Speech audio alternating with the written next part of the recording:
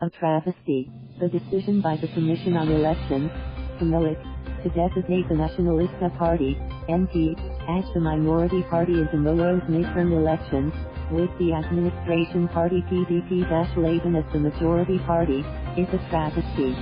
It is an unconscionable violation of the most basic tenets of fair play, good faith and transparency, especially in a context perceived to be the most polarizing, and the most crucial for the country, in years. The COMELEC released its bank decision on Thursday, and that very day provided incontestable proof of how absurd the ruling is.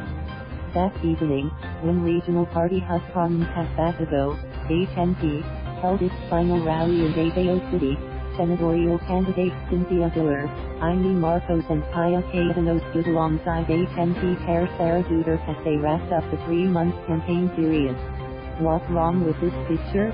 Diller, Marcos and Cayetano are running under the NP, which, along with PDP-11, is part of the HNP alliance endorsed by President Duterte and led by his daughter.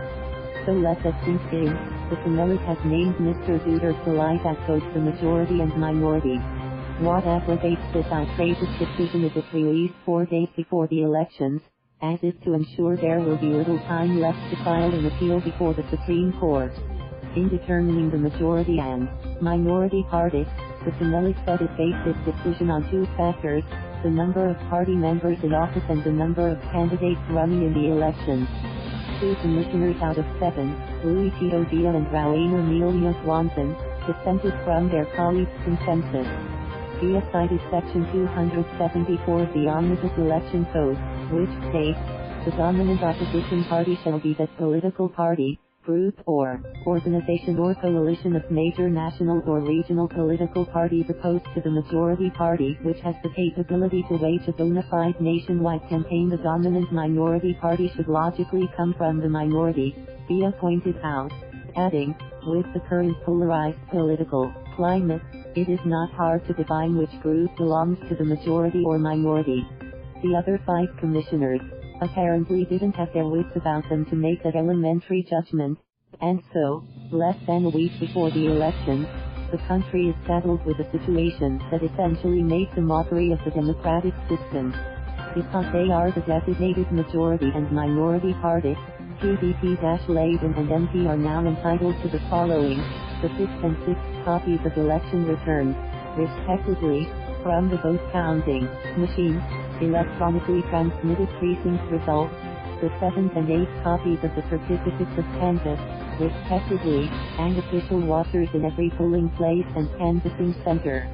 This leaves the real opposition, those who do not fall under the wide umbrella of the Duterte-led coalition, out in the cold, without any access to crucial documents or seats in the canvassing table to assure the public of the accuracy of the election results and the general transparency of the process. Without the bedrock of transparency and fairness in the system, how can the nation trust the outcome of the midterm elections? The COMELEC is mandated to enforce and administer all laws and regulations relative to the conduct of elections.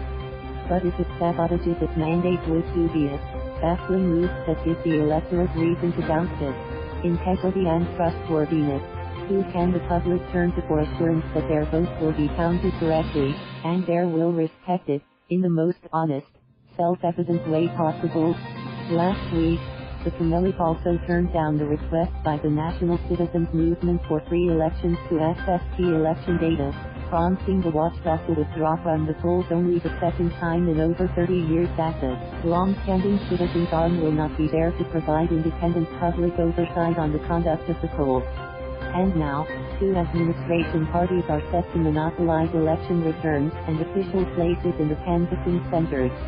What in heaven's name is the COMELEC thinking? As netizen lawyer Jade LaCruz Beacom warned in a Facebook post, where you stand in the political spectrum should not matter. If you do not find this incredibly offensive and alarming, I have no words for you. For more election stories, thank you for watching. Please subscribe.